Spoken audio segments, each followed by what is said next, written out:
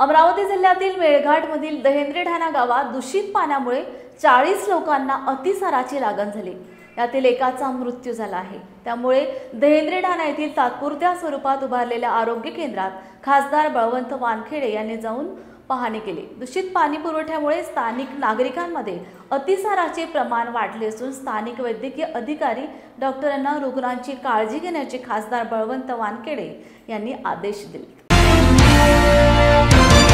मेळघाटमध्ये दूषित पाण्यामुळे नेहमीच सातत्यानं आरोग्यावर परिणाम होणाऱ्या घटना घडतात। आता जे दह्यांद्री गावात अतिसारची लागण झाली आणि त्यामुळे एक नव्हे दोन नव्हे तर तब्बल 35-40 जण त्या आजाराला बळी पडले आणि एवढं भयंकर प्रमाणात त्या गावात त्या साथीचा फैलाव झाला की लहान मुलं असतील किंवा मोठी माणसं असतील ते सगळे या अतिसारानं पीडित झाले।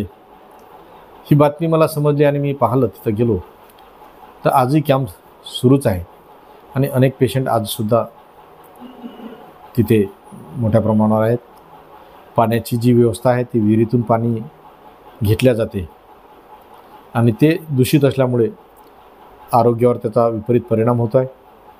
संबंधित अधिकारी यांना मी फोनवरून सूचना दिल्या आणि मग आरोग्य यंत्रणा असेल किंवा पाणी पुरवठा योजना असेल या सर्वांना सूचना देऊन त्या सगळ्या कार्यान्वित करण्यासाठी संबंधितांना सूचना दिल्या।